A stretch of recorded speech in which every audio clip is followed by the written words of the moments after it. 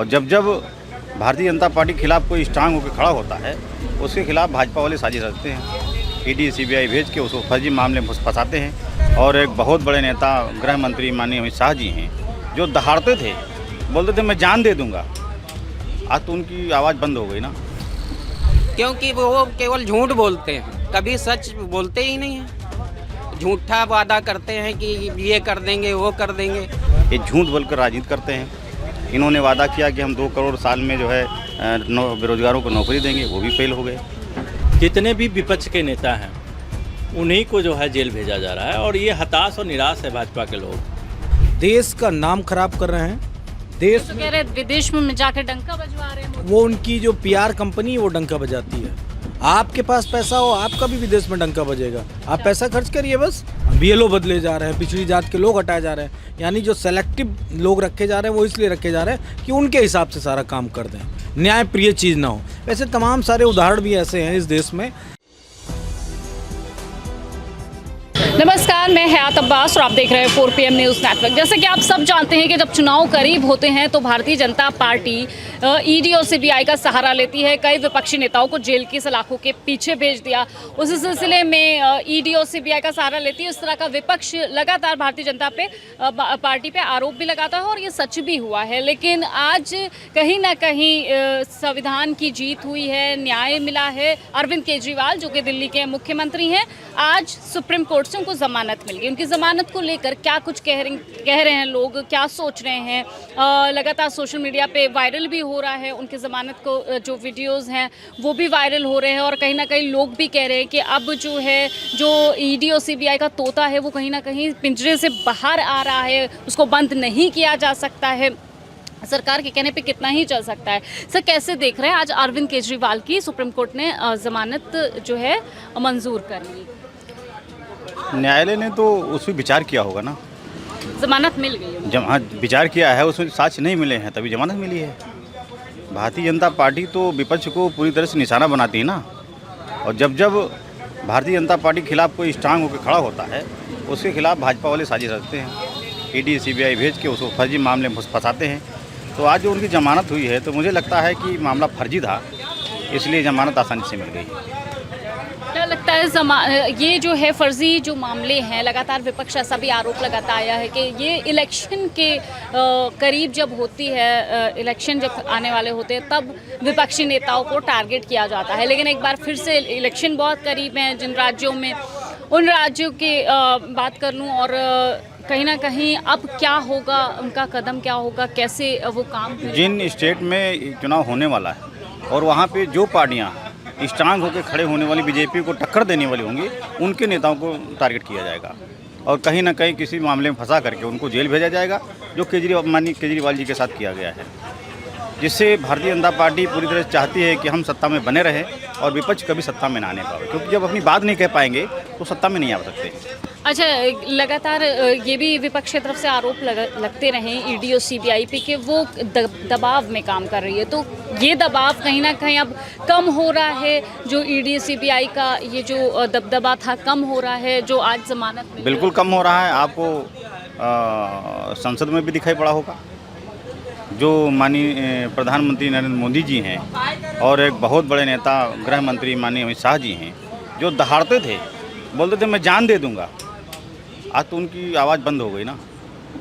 माननीय राहुल गांधी जी जिस तरह से, माननीय हमारे राष्ट्रीय अध्यक्ष अखिलेश यादव जी जिस तरह से वहाँ दहाड़ रहे हैं, अब तो उल्टा हो गया ना। पहले विपक्ष के लोग बोलने नहीं देते थे, आज हमारा विपक्ष इतना मजबूत है, ताकत में है।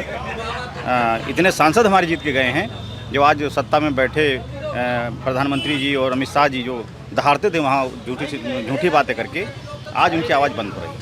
बिल्कुल। तो आज केजरीवाल को जमानत मिली है, कैसे देखते हैं? अरे बहुत न्याय हुआ है। जैसे बीजेपी क्या करती है, निर्दोष लोगों को फंसाती है, धमकाती है, मगर जनता अब जागरूक हो गई है। जागरूक हो गई कि नहीं? कितने सांसद जीत के आए अन्य पार्टी के, भाजपा कम हुई है। अब धीरे धीरे ऐसे पतन होगा। अच्छा, अब चुनाव करीब है जिन राज्यों में, क्या लग रहा है भारतीय जनता पार्टी के लोग उनकी पार्टी क्यों छोड़ के जा रहे हैं चुनाव? क्योंकि वो केवल झूठ बोलते हैं, कभी सच बोलते ही नहीं हैं। झूठा वादा करते हैं कि ये कर देंगे वो कर देंगे, कभी भी कोई काम बीजेपी ने शुद्ध नहीं किया, कोई राहत नहीं है जनता को। क्या लगता है कि महंगाई और बेरोजगारी से राहत मिलेगी? ये जब तक भाजपा रहेगी तो न महंगाई से राहत मिलेगी न भ्रष्टाचार से राहत मिलेगा। जब तक बीजेपी रहेगी तब तक महंगाई बढ़ती रहेगी और भ्रष्टाचार भी हावी रहेगा। इसको हटाने के लिए अब विपक्ष को आना पड़ेगा। और जिन राज्यों में चुनाव होने वाला है, आप समझ लीजिए भारतीय जनता पार्टी पूरी तरह साफ होने जा रही है, क्योंकि जनता ने इनके सारे मंसूबे समझ लिया है। ये झूठ बोलकर राजनीति करते हैं। इन्होंने वादा किया कि हम 2 करोड़ साल में जो है बेरोजगारों को नौकरी देंगे, वो भी फेल हो गए। काला धन वापस लाने की बात करी थी 15-15 लाख, वो फेल हो गया। तो इस तरह से इनकी सारी जो बातें हैं जो झूठ साबित हुई हैं और जनता पूरी तरह से समझ चुकी है। अब इनकी बातों में आने वाली जनता हमारे देश की नहीं है और इनको उखाड़ फेंकेगी। आज जो है अरविंद केजरीवाल को सुप्रीम कोर्ट ने जमानत दे दी है, कैसे देख रहे हैं? कल तक के ईडी और सीबीआई का कहीं ना कहीं दबाव था विपक्ष पे, इस जमानत को कैसे देख रहे हैं? देखिए, ये लोकतंत्र की जीत है और माननीय सुप्रीम कोर्ट को धन्यवाद देता हूँ। और एक लगातार विपक्ष के नेता को जेल भेजना, ये लोकतंत्र नहीं है, ये राजतंत्र में परिवर्तन करने की बात है। और मैं कह रहा हूँ कि समाजवादी पार्टी से लगाकर ममता बनर्जी तक, या दिल्ली में केजरीवाल, बिहार में तेजस्वी जी के जितने भी विपक्ष के नेता हैं, उन्हीं को जो है जेल भेजा जा रहा है। और ये हताश और निराश है भाजपा के लोग। ये सारी मिशनरी जो देश की मिशनरी है, उसका दुरुपयोग करके लोकतंत्र की आवाज़ को दबाना चाहती है। जिन राज्यों में चुनाव है, सबसे ज़्यादा जो चर्चा में है वो हरियाणा है। विनेश फोगाट भी मैदान में है कांग्रेस की तरफ से, और एक तरफ भारतीय जनता पार्टी के लोग उनकी पार्टी छोड़ इस्तीफा दे रहे हैं। कैसे देखते हैं? देखिए, हरियाणा तो इस बार ये जा रहे हैं, भारतीय जनता पार्टी को हरियाणा के किसान, मजदूर, नौजवान वहाँ इनको बहिष्कार कर रहा है। और आप देख रहे हैं कि हरियाणा में जैसे ही पहली लिस्ट भारतीय जनता पार्टी का टिकट का आया, लोग इस्तीफा देने की लड़ी लग गई। तो भारतीय जनता पार्टी का अब दिन जाने लगा है। ये उत्तर प्रदेश के भी 10 चुनाव में ये जो है मात खाने जा रहे हैं। आज मुख्यमंत्री ने सारे मंत्रियों को जनता के बीच में लगाने के लिए निर्देश दिया है, मगर जनता इनके झूठ को जान गई कि ये झूठे हैं। ये रोटी, कपड़ा, बिजली, मकान सब छीन लेंगे ये, और महंगाई तो कंट्रोल नहीं कर पाए। और NCRB का डाटा भी देख लीजिए कि जिस नारी की सुरक्षा की बात करते हैं, डेली 10 हत्याएं, 10 रेप हो रही हैं। तो ये सारे अपराध, सारे जो अपराधी थे उनको खत्म कर दिया है। अभी हाल ही में हमारे ज़िले जनपद का मंगेश यादव को फर्जी इनकाउंटर में मारा गया। मैं उसी ज़िले से आता हूँ। वो जिस पर भारतीय जनता पार्टी के एक मंत्री ने कहा, ये भी कहा कि अब अपराधियों की भी जाति देख रही है समाजवादी पार्टी। मैं कह रहा हूँ कि जो मुख्य आरोपी था वो किस जाति का था? जो 6 आरोपी थे, वो 6 जाति के जो आरोपी थे, वो मुख्यमंत्री के स्वजाति होने के नाते उनको जो है सिलेंडर किया गया। अगर वो कहीं न कहीं अगर पिछड़ा होते तो उनको साथ भी वही होता जो मंगेश यादव के साथ हुआ। मैं कह रहा हूँ कि जो STF के जो शाही थे, शाही के निचले से लेकर ऊपर तक, जो ड्राइवर, चालक से लेकर सिपाही तक किस जाति के थे? वह मुख्यमंत्री के स्वजाति लोग थे। और मुख्यमंत्री के स्वजाति होने के नाते उनको बेनिफिट है कि किसी दलित, पिछड़े, आदिवासी को उठाकर और उनको फेक एनकाउंटर करने में जो है उनको मेडल मिलेगा। मैं कह रहा हूँ भारतीय जनता पार्टी के ही नेता थे बृजभूषण शरण सिंह ने, उन्होंने कहा कि एनकाउंटर और पैसा बनाने और लोकप्रियता बनाने के लिए फेक एनकाउंटर कर रहे हैं। भारतीय जनता पार्टी के पास कोई जवाब नहीं है। हम कह रहे हैं कि अगर वो आरोपी था तो वो अपने घर में कैसे सोएगा? कोई भी आरोपी अपने घर में सोएगा? और इतना अगर वो डकैत था, जिस हिसाब से मीडिया, गोदी मीडिया उसे डकैत तो फूलन देवी को भी कहा था, क्योंकि फूलन देवी के साथ क्या हुआ क्या नहीं हुआ ये सारे लोग जानते हैं। अगर वो अपने सम्मान का बदला लें तो उसे डकैत कहा जाता है। तो ये भारतीय जनता पार्टी के लोग अब एकदम हताश और निराश हो गए हैं। आप मिल्कीपुर में देख लीजिए, सारे पिछड़ी जाति के चपरासी तक, प्यून तक को हटा दिया गया है विधानसभा से। इनको इतना भयभीत है नंगा नाच करने के लिए सरकारी मिशनरी से कि ताकि मैं कब्जा करूं, दबंगई से पुलिस लगा के जीतूं चुनाव। और ये चुनाव ये लोग जीतेंगे नहीं, क्योंकि पूरा PDA समाज इस बार इन लोगों को बहिष्कार करने के लिए खड़ा है। क्या कहना चाहेंगे सर आप? सुप्रीम कोर्ट की जो ये आदेश आया है, जो जमानत मिली है केजरीवाल को, कैसे देख रहे हैं आप? निश्चय ही एक मुख्यमंत्री फिर रहते हुए 2 बार उनको जेल जाना पड़ा। ये इस मोदी राज में ही मेरे ख्याल से पॉसिबल है।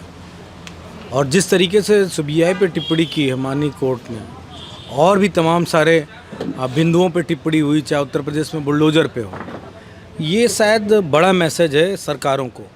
और अगर सरकारें अब भी नहीं चेती तो आने वाला समय बड़ा ख़राब आने वाला है।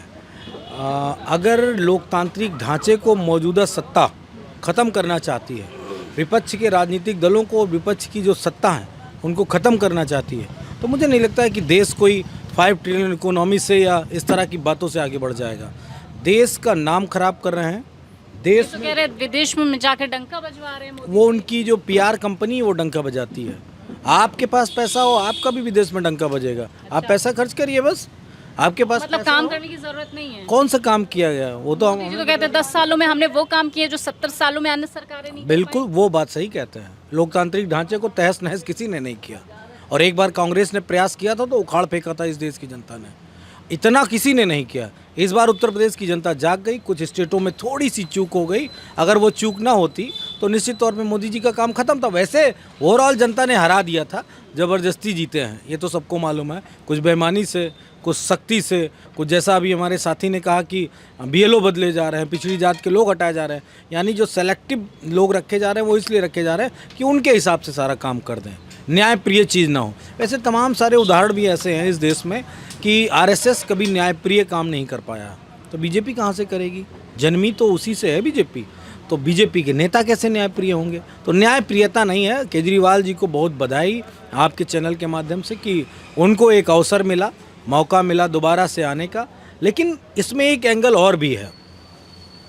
कहीं बीजेपी की तो ये चाल नहीं है कि चुनाव के टाइम केजरीवाल को देख के जो कांग्रेस की सुबगाहट है हरियाणा में आने की सरकार में, उसको पलीता लगाने के लिए उनको जल्दी से दे दिया गया हो जमानत की, साहब जमानत दे दो और जाके वो मजबूती से चुनाव लड़ें। ये भी एक एंगल देखा जा सकता है। क्या ऐसा कुछ है?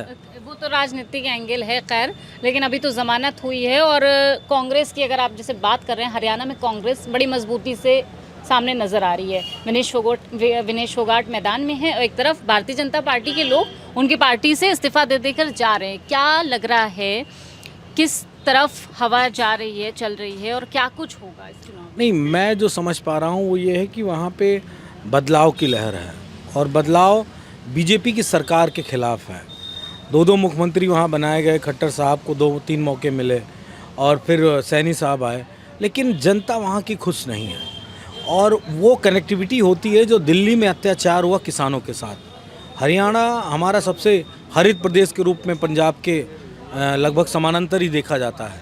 गेहूं की पैदावार हो, धान की पैदावार हो और फसलें हों, दालें हों, सब पे अच्छी पैदावार है। तो किसानों के साथ जो अत्याचार किया है वहाँ की सरकार ने, उससे भी बड़ा मैसेज है। और किसान तो सभी होते हैं, कोई एक जात, एक कम्युनिटी, एक वर्ग, एक धर्म के लोग नहीं होते हैं। तो वो मेरे ख्याल से किसान उनसे बदला लेंगे, फिर खिलाड़ी बदला लेंगे, फिर महिलाएं बदला लेंगी। क्योंकि जो अपमान दिल्ली की सड़कों पे हरियाणा की बेटियों का हुआ है वो मैसेज अच्छा नहीं था। जो हमारे खिलाड़ी हैं, ओलंपिक खेलने वाले खिलाड़ी हैं, उन पे अगर कोई बूट रखे, उनको घसीटा जाए, पुलिस के द्वारा उनको अरेस्ट किया जाए, उनको बदनाम किया जाए, उनके साथ ऐसे अत्याचार हो मंत्रियों के द्वारा, उनके उस फेडरेशन के अध्यक्ष के द्वारा, और सरकार बहरी गूंगी बनी रहे, तो वो आक्रोश है और वो आक्रोश ही इनको हरियाणा से ख़त्म कर देगी।